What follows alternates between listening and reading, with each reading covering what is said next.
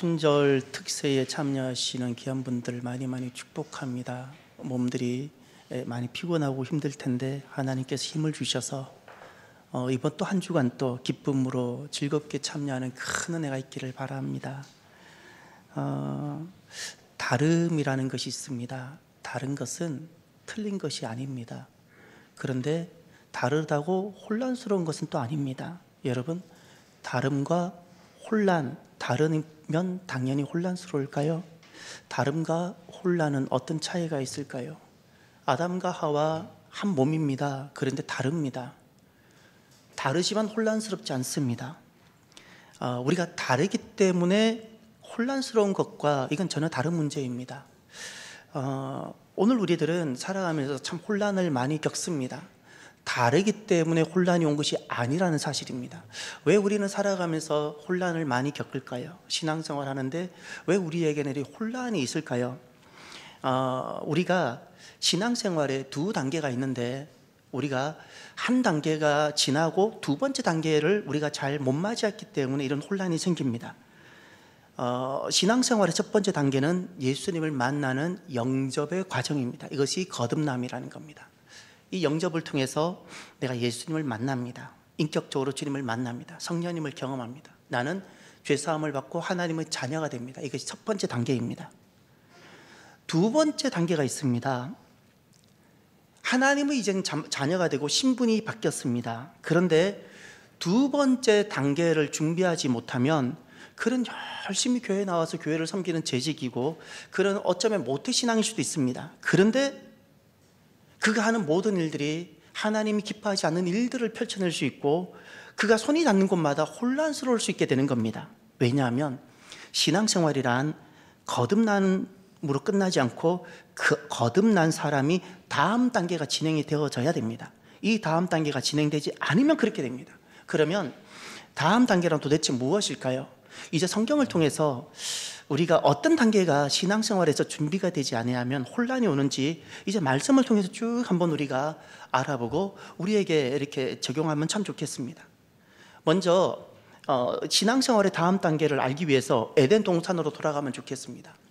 에덴 동산 상실, 에덴 동산을 상실합니다. 에덴 동산이란 울타리, 하나님 울타리였습니다. 하나님의 뜻과 하나님의 계획이 다 그대로 이루어지고 하나님의 통치가 미치는 곳입니다.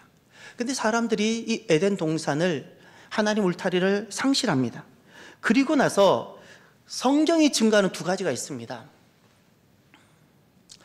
에덴 동산을 상실한 사람들 어떠했는지 성경이 증거하는 두 가지가 있는데 첫 번째, 동산을 상실한 사람들이 살아가는 세계를 보니까 두 계열이더라는 겁니다. 두 계열입니다.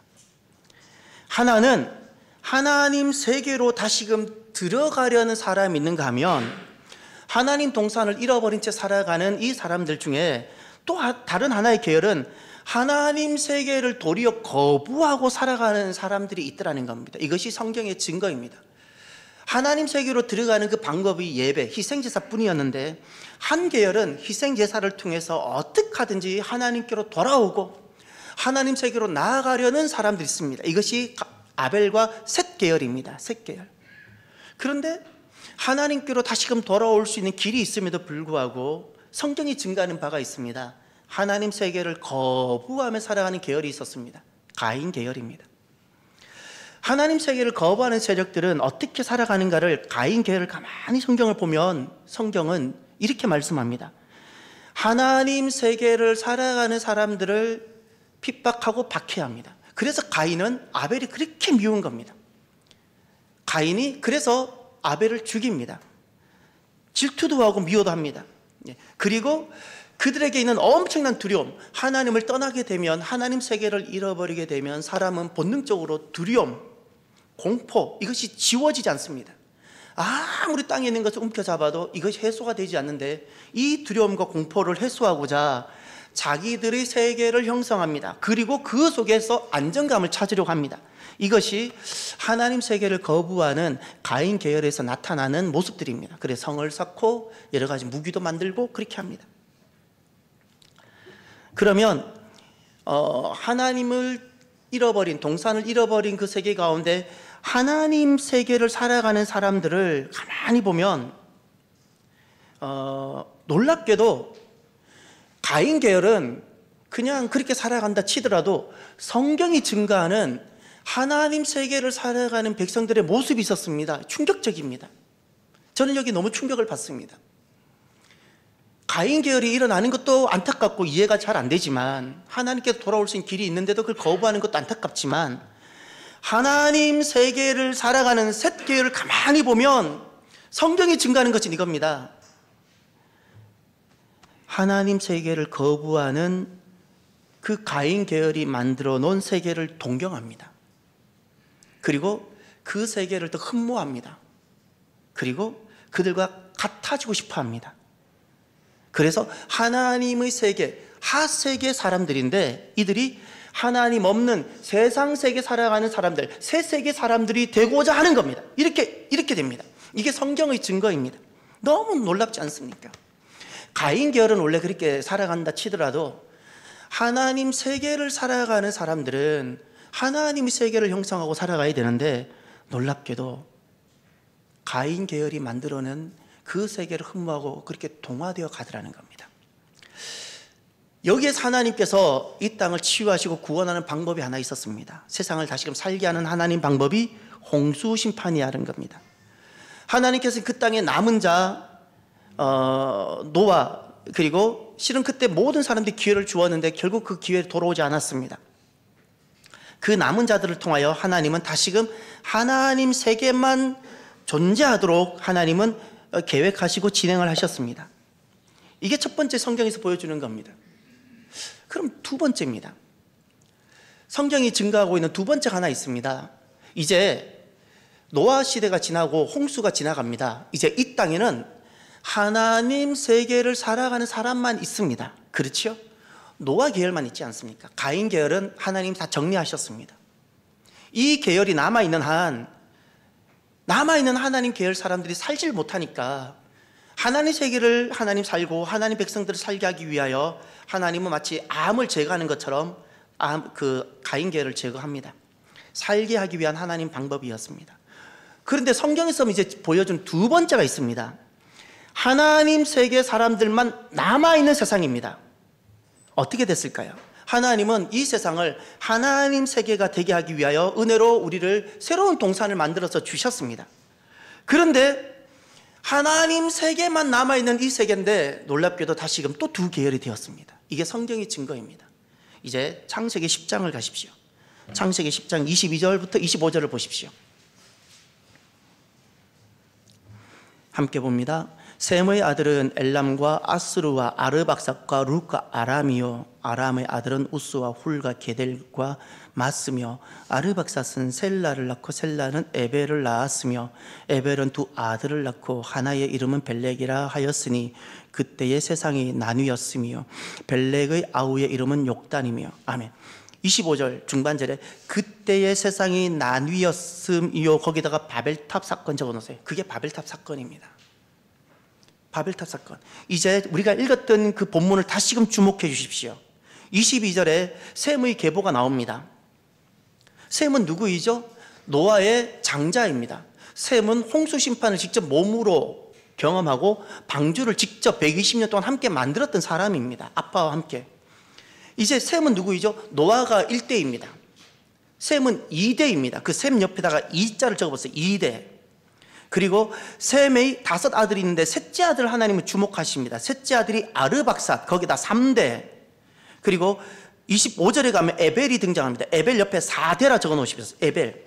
그리고 25절에 보면 벨렉과 욕단 두 아들이 나오는데 여기다 5대라 적어 놓으십시오. 노아의 5대째가 딱 되면 바벨탑, 세상이 나누어집니다. 이게 무엇을 말하는가? 예? 나누어졌다라는 것은 땅 따먹기 하듯이 이렇게 뭐 땅을 나누어졌다는 것이 아닙니다. 세계관과 가치관이 달라졌다는 겁니다. 세계관과 가치.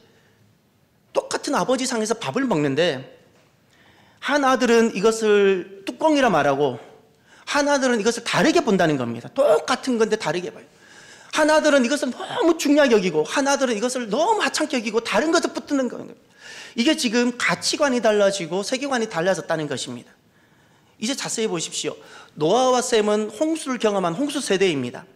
아르박삿 3대인 아르박삿은 바로 그 세대 바로 밑에 있는 세대이기 때문에 홍수 세대와 동일한 세계관과 가치관을 가졌을 것입니다. 그 다음 주목하십시오. 아르박삿의 아들인 에벨 4세대 얼마나 신앙교육과 전수가 되었을지 의문이 됩니다. 왜냐하면 에벨 4대 다음에 5대 때 바벨탑 사건이 일어나기 때문에 그렇습니다. 신앙이 제대로 전수가 되지 않았습니다. 전수가 안 됩니다. 하나님의 세계를 살아가는 사람들이 5대 만에 두 계열로 나누어집니다. 바벨탑 사건이라는 것은 다른 것이 아닙니다. 어떤 건물을 하나 짓다가 실패한 것이 아니고 하나님의 세계 사람들이 다시금 세상 하나님 없는 세계의 세상으로 만들었던 바로 그 시도요, 그 세상입니다. 이것이 바로 바벨탑 사람들입니다.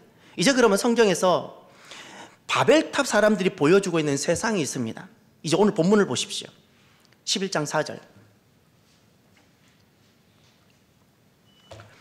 바벨탑 사건 사람들이 보여주고 있는 세상이 있는데 이들은 원래 다 하나님의 세계 사람들이었고 노아의 자녀들입니다.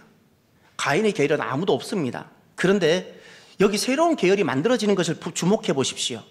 또 말하되 자 성읍과 탑을 건설하여 그 탑 꼭대기를 하늘에 닿게 하여 그 이름을 내고 온 지면에 흩어짐을 면하자 하였더니 아멘.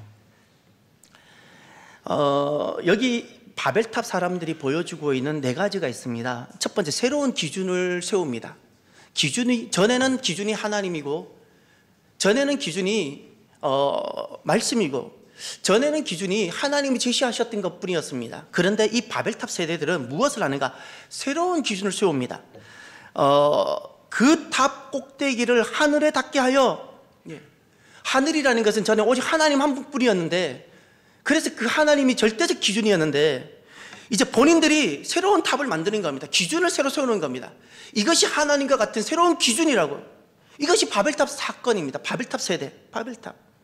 또 하나 새로운 목표를 세웁니다. 새로운 목표. 우리 이름을 내고, 전에는 노아 계열과 하나님 세상을 살아가는 사람들은 하나님 영광만을 위해 살아갑니다. 하나님을 위하여 살아가게 됩니다. 그런데 그 하나님의 세계 사람들 중에 이제는 자기를 위해 살아가기 시작합니다. 공부를 왜 하느냐? 나를 위해. 왜 직장 가느냐? 나를 위해. 그래서 여기서 새로운 삶의 목표를 세운 사람들이 등장합니다. 자기를 위해 사는 사람들. 그 새로운 목표, 이것을 인본주의라 부르는데 이 바벨탑 사람 세계들이 보여주고 있는 것이 바로 이겁니다. 세 번째, 새로운 목표를 세웁니다. 온 지면에 흩어짐을 면하자 하였더니, 흩어짐을 면하자. 전에는 삶의 목표가 하나님의 영광이었어요. 하나님과 동행하는 것이었어요. 하나님 세계는 하나님과 함께 사는 곳인데 이제는 새로운 목표를 생겼어요. 하나님과 동행하는 것은 싫은 것은 아니지만 그것이 내 삶의 우선이 아닙니다. 이제 내 삶의 우선은 내가 행복하고 내가 이 땅에서 잘 살고 번영하고 그렇게 내 가족 돌보고 이렇게 살아가는 것으로 바뀌게 되는 겁니다. 이 새로운 목적이 생겼습니다. 이것이 누구였는가? 바벨탑 세대 그들의 모습이었습니다. 이제 여기서 중요한 것이 성경에서 보여주는 것이 있습니다. 하나님은 그럼 이 바벨탑 세대를 어떻게 하셨는가? 노아 시대 때 가인의 세대를 하나님은 제거하고 없앴습니다. 그러면 하나님은 이렇게 하나님을 대적하고 하나님 세계를 거부하는 이들을, 이 바벨탑 세대들을 하나님은 어떻게 하셨는가? 놀랍게도 하나님은 이 세계를 만들어가는 바벨탑 세대 사람들을 없애지 않고요, 그대로 존재하게 하시되 다만 흩으셨어요. 가인의 계열은 다 그때는 다 제거하셨는데 오늘 우리들이 살아가고 있는 연속성에 있는 그 바벨탑 세대는 하나님이 없애지 않고 흩어지게만 하셨습니다. 흩어지게 했다는 것은 무슨 말인가 하면 약화는 되는데 다양한 이제 옷을 입고 다양하게 나타난다는 겁니다. 다양하게. 이게 지금 우리가 살아가고 있는 그 세계의 모습들입니다. 그리고 하나님께서는 지난날에는 노아만 남겨놓으시고 하나님 세계가 되게 하셨다면 이 바벨탑을 통해서 하나님께서 하셨던 기회는 무엇인가? 하나님께서는 그때 하나님 세계를 살아갈 사람을 부르셨습니다. 그때 나온 사람이 아브라함입니다. 그래서 11장에 바벨탑 사건이 나오고 11장에 26절에 가면 성경에 처음으로 아브라함이라는 이름이 등장합니다. 아브라함은 바벨탑 세계, 다 사람들이 자기 세상을 세워가는 세계로 살아가는 세상 세계를 만들어가는 사람들 중에 하나님 세계를 살아가고 만들려고 나온 사람입니다. 그 사람이 아브라함입니다. 아브라함. 그러면 바벨탑 세계 사람들이 있는가 하면 하나님 세계 사람들이 있습니다. 하나님 세계 사람들은 어떻게 살아가고 어떤 모습인가를 창세기 12장을 가보십시오. 창세기 12장 1절부터 4절까지 보면 하나님께서 여기서 세 가지를 찾으십시오. 하나님의 명령이 있습니다.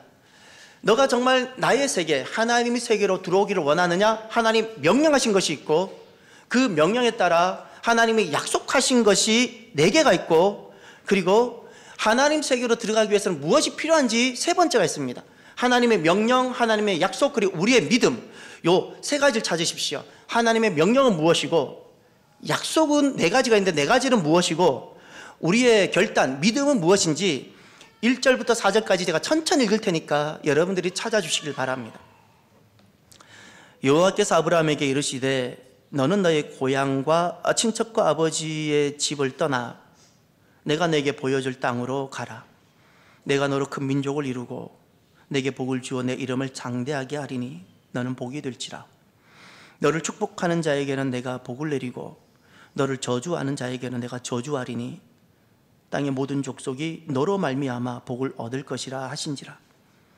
이에 아브라함이 여호와의 말씀을 따라갔고 롯도 그와 함께 갔으며 아브라함이 하란을 떠날 때에 75세였더라. 아멘.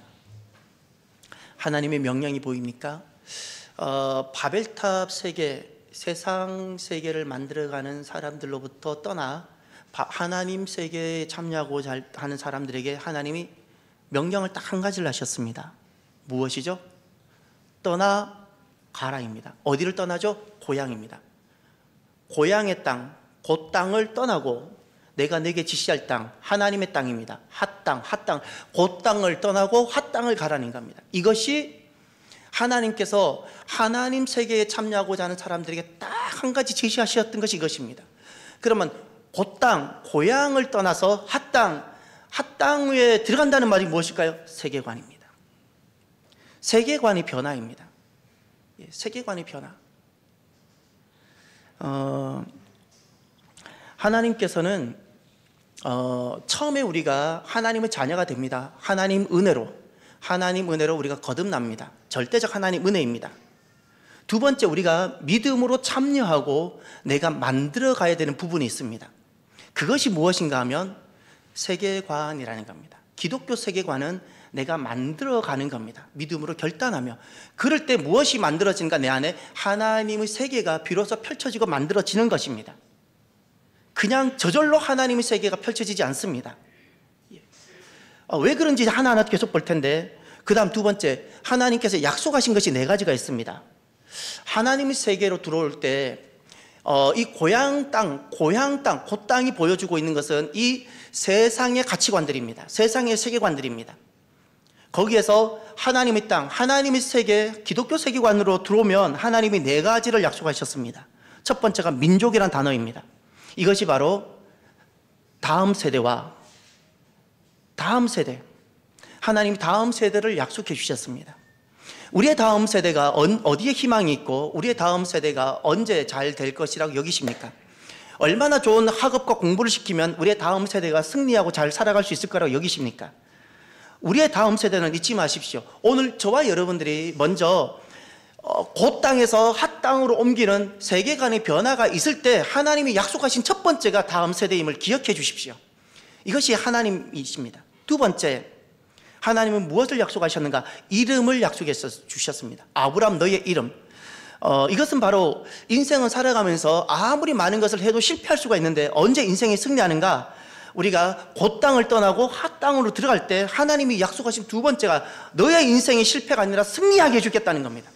너의 이름을 복되게 해주고 창대하게 해주겠다는 것은 너가 살아가는 이 삶이 나중에 후회하지 않는, 내가 정말 잘 살았구나, 내가 정말 잘 살았구나, 나는 공부한다고 열심히 공부하고 남들 못지않게 많은 것을 가졌지만 내가 왜 이렇게 살았을까 비통해하고 후회하지 않는 정말 승리하는 삶을 내가 되게 해주겠다고 약속해 주신 겁니다. 세 번째, 하나님의 약속이 무엇인가? 보호입니다. 너를 축복하는 자에게 내가 복을 내리고 너를 저주하는 자에게 내가 저주하리니, 이 말은 내가 축복하고 내가 저주하겠다는 것은 너를 향한 하나님의 절대적인 하나님의 보호입니다. 하나님이 방패가 되어주시고 하나님이 기업이 되어주시겠다는 겁니다. 이것을 약속해 주셨습니다.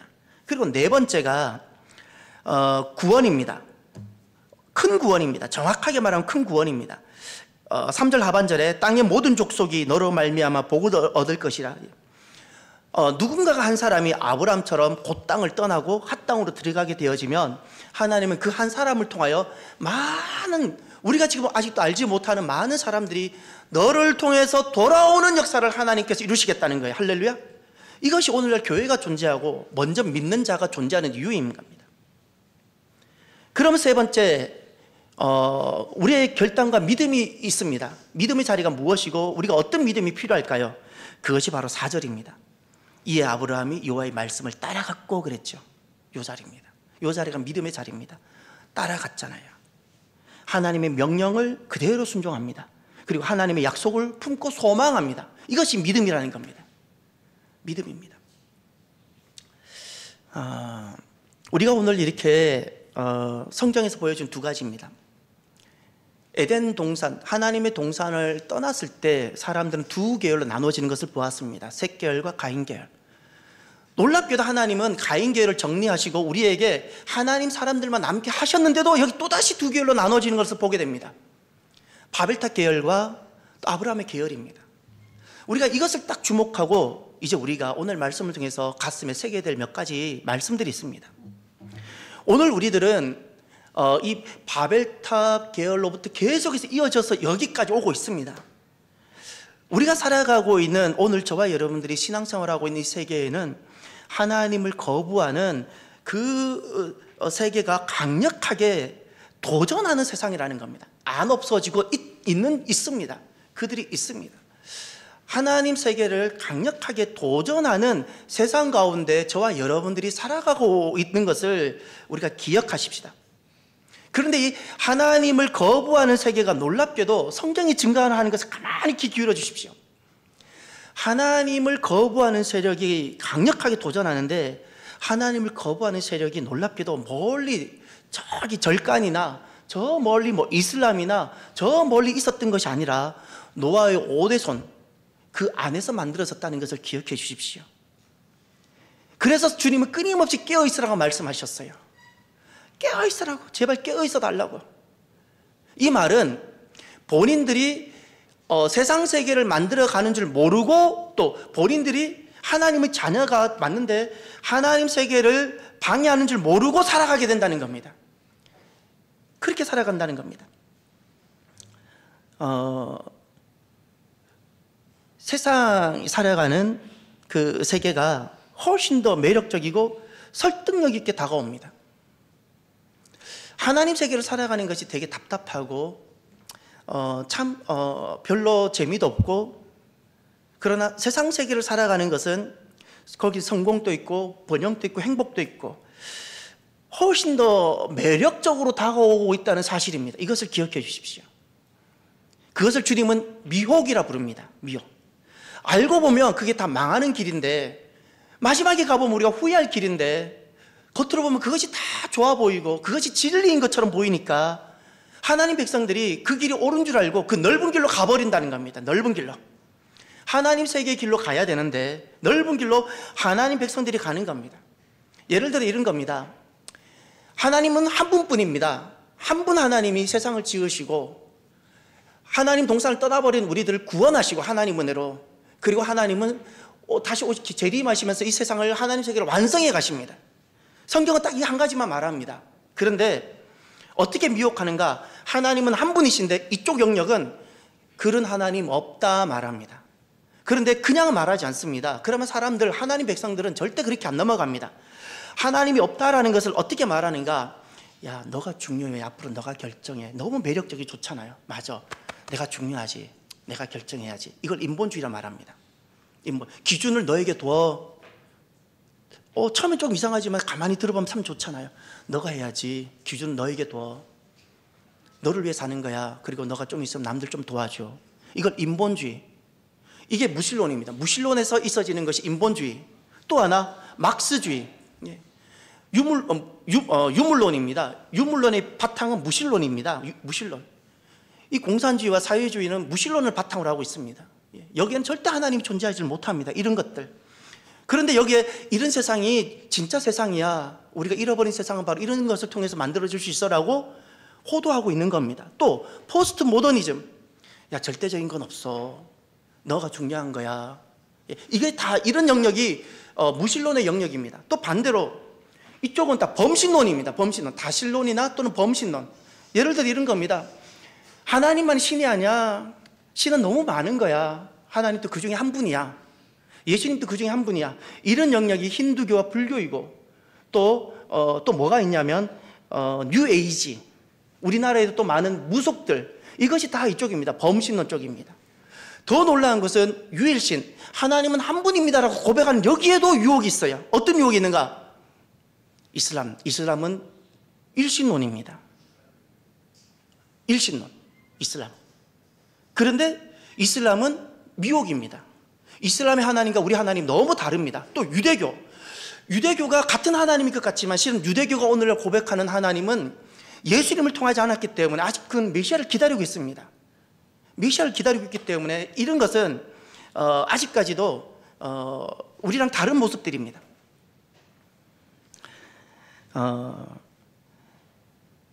세상이 훨씬 더 매력적으로 보이는데 여러분, 이 세상을 대부분 지배하는 세계가 그와 같은 겁니다. 무신론의 영역들.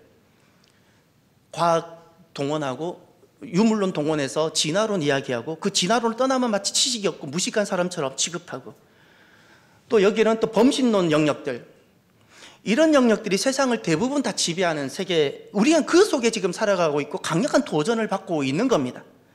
그래서 지금 오늘 우리가 살아가고 있는 이 한국만 생각해 봐도 극명하게 충돌하는 시대, 극명하게 세계관이 충돌하고 있는 세계를 저와 여러분들이 살아가고 있는 겁니다. 예를 들어 이런 거죠. 퀴어 축제. 왜 교회가 그런 걸 반대하죠? 좀 연약하고 어려운 사람들 좀 돕고 격려해주면 좋잖아요. 왜 교회는 퀴어 축제를 그렇게 반대할까요? 포괄적 차별금지법을 입법을 시도하는 것을 교회는 왜 그렇게 반대할까요?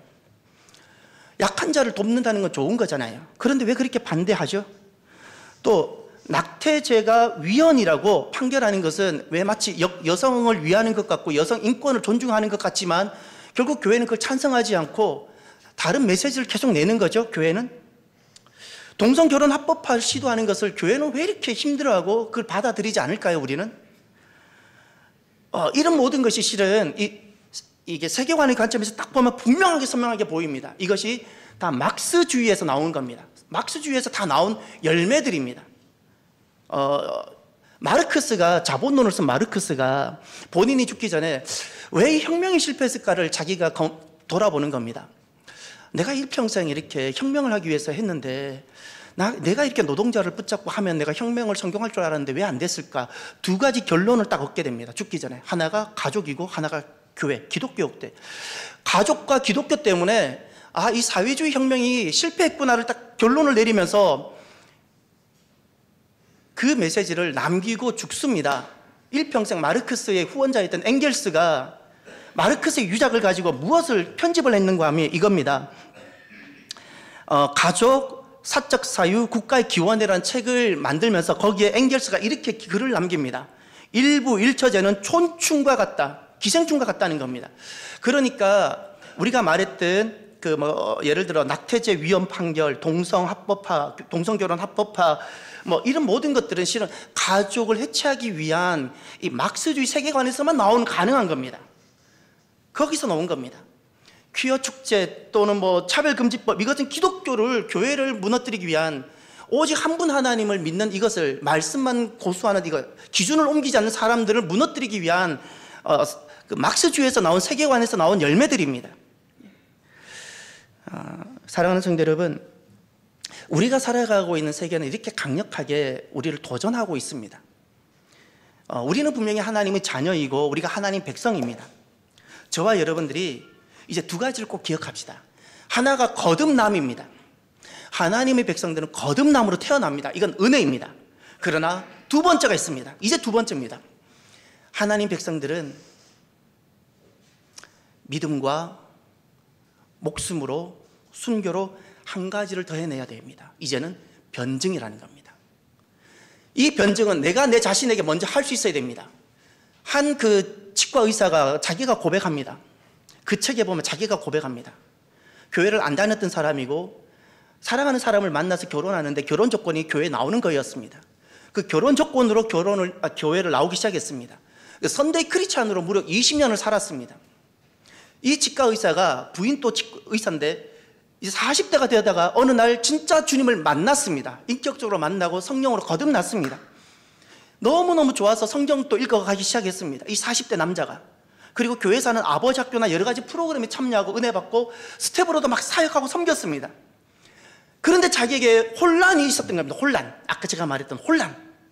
주일날에 보면 자기는 분명히 그리스도인인데 6일 동안 살아가는 모습을 보니까 예전하고 하나도 달라진 게 없는 겁니다. 어떤 결정을 할 때 예수 믿기 전에, 내가 성령님을 만나기 전에 결정과 차이가 없더라는 겁니다. 정치적 결단이든 경제적 결단이든 자녀 교육의 결단이든 무엇이든 문화의 결단이든 내가 선택하는 것이 하나도 달라진 게 없더라는 겁니다. 왜 그럴까 생각했더니 비로소 본인이 의사니까 과학적인 사고를 가지고 있잖아요. 자기가 보니까 우리 민족과 부모가 원래 가지고 있었던 그 세계관, 불교적 영성, 샤먼의 영성을 그대로 그 세계관을 가지고, 그리고 학교에서 가르쳐준 진화론과 그 유물론의 세계를 그대로 가지고 그 위에 기독교를 하나 얹었더라는 겁니다. 그러니 교회 오면 기독교가 작동을 하는데 나가면 다른 가치관이 자기를 작동하더라는 겁니다. 이것을 본인이 처절하게 깨닫고 아파하면서 본인이 이 이야기를 피를 토하면서 하는 겁니다. 여러분, 내가 예수님을 우리는 만납니다. 그럼 이제 포스트 기독교, 복음이 들어오기 전에는 선교하고 전도해야 되지만 기독교가 들어오고 나면 그 다음에 해야 될 두 번째 단계가 있습니다. 변증이라는 겁니다. 변증이라는 것은 먼저 내가 나 자신에게 할 수 있어야 돼요. 내가 왜 주일날 교회를 가야 되는지, 내가 오늘날 왜 하나님 말씀만 절대 진리해야 되는지 내가 나 자신에게 변증되어 올 수 있어야 돼요.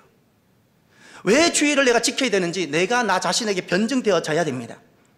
그리고 이것이 교회가 이미 들어와 있는 한국 같은 세계, 포스트 기독교, 교회가 이미 있고 그리고 이미 복음이 전해진 이 땅에는 선교가 아니라 변증이 필요합니다. 왜 예수님이 그리스도인지 그들에게 입증되어지고 변증될 수 있어야 됩니다. 한국이, 우리가 왜 오늘날 교회가 혼란스러운가? 이 변증을 하는데 실패합니다. 선교는 지금 또 너무 잘하고 있는데 지금 홈이고 선교의 베이스가 되는 한국 교회가 이렇게 흔들리고 혼란스러운 이유가 우리가 하나님의 자녀가 아니기 때문이 아니라 하나님의 자녀인데, 두 번째 단계, 기독교 세계관 안에서만 다른 세계관과 싸울 수 있고 변증을 해낼 수 있는데 우리가 이 두 번째 단계를 못하고 있기 때문에 그렇습니다.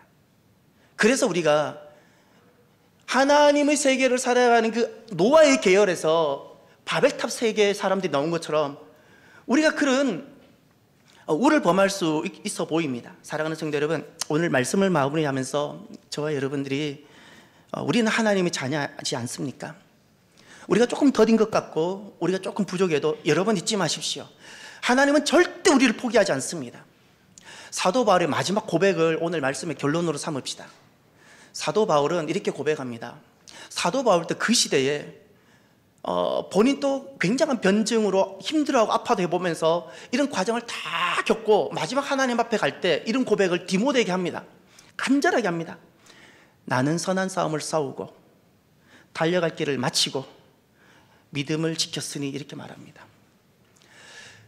선한 싸움을 싸우고 그러죠. 사도 바울은 싸움꾼이 아닙니다. 시비 거는 사람이 아닙니다. 선한 싸움이라는 것은 무엇일까요? 세계관의 전쟁입니다. 이미 사도 바울도 처음부터 예수님을 믿은 사람이 아닙니다. 다메섹에서 주님을 만나기 전에는 다른 세계관들, 유대 세계관, 이민족을 개처럼 여기는 세계관, 자기만은 선하다고 선 선민 세계관, 5만 가지 세계관이 다 자리하고 있었는데 예수님을 만나고 먼저 이 예수님을 만난 이 기독교 세계관으로 자기에게 변증하기 위해서 본인은 바로 세상으로 나가지도 못합니다.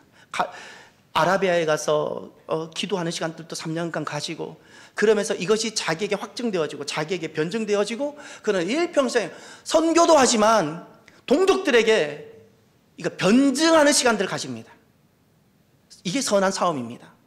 사랑하는 성도 여러분, 저와 여러분들이 우리가 마땅히 지켜내야 되고 싸워야 될 싸움이 있습니다. 그 싸움이 감당하고 승리하는 저와 여러분이 되기를 주의 이름으로 축원합니다. 이 시간 오늘 주신 말씀을 생각하며 오늘 이 찬양을 합시다. 이제 내가 살아도 주 위에 살고 이제 내가 죽어도 주 위에 죽네. 이 찬양을 가만히 우리 찬양하면서 우리 하나님 앞에 결단을 합시다. 하나님, 제가 하나님의 세계 사람으로 우리에게 주신 복음과 하나님 나라를 지켜가며 변증하며 살아가겠습니다 라고 결단하며 우리가 찬양을 했으면 좋겠습니다.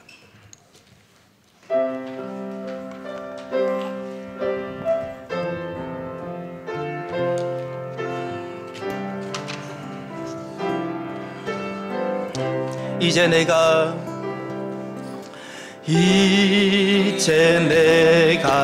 살아도 주 위에 살고 이제 내가 죽어도 주 위에 하늘 영광 다 보여주며 날 오라 하네. 할렐루야 할렐루야 찬송하며 주께 가니 그러므로 나는 사나 죽으나 주님의 것이요 사나 죽으나 사나 죽으나 날 위해 피 흘리신 내 주님의 것이요 이제 내가 떠나도 저 천국 가고 이제 내가 있어도 주 위에 있네. 우리 예수 찬송하며 나는 가겠네. 천군 천사 나팔 불며 마중감님네. 그러므로 나는 사나 죽으나 주님의 것이요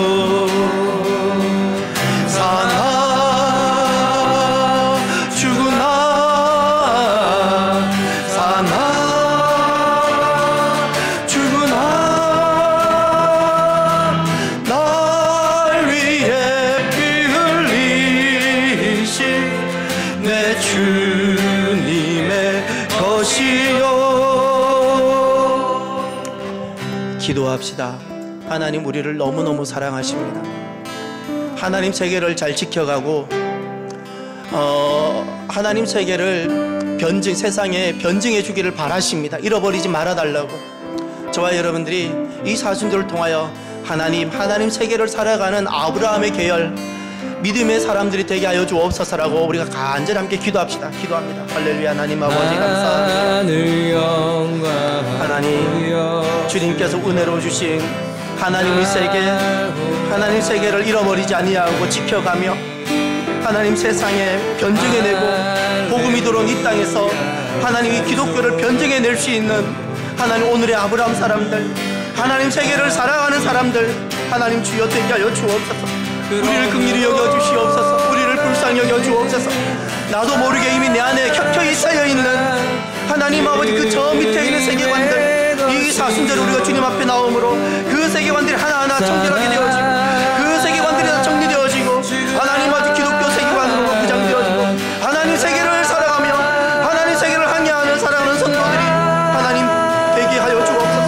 하나님 곧 땅을 떠나 합땅으로 들어가는 거룩한 결단이 있게 하여 주시고 하나님께서 약속하신 4가지 약속이 살아가는 성도들 가정 속에 임하는 은혜가 있게 하옵소서.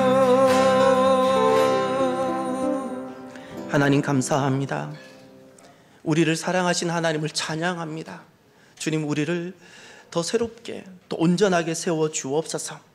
주님께서 이 땅에 은혜로 주신 이 하나님의 세계, 하나님 나라를 지켜가고 보호하며 하나님 세상에 하나님 변증해낼 수 있는 한국교회와 사랑하는 성도들이 주여 되게 하여 주옵소서. 그래서 오늘 이 땅에 세상은 세상대로 살아갈지라도 우리는 하나님 세계를 살아가는 오늘의 아브라함들이 주여 되게 하옵소서. 감사하며 예수님 이름으로 기도드립니다. 아멘.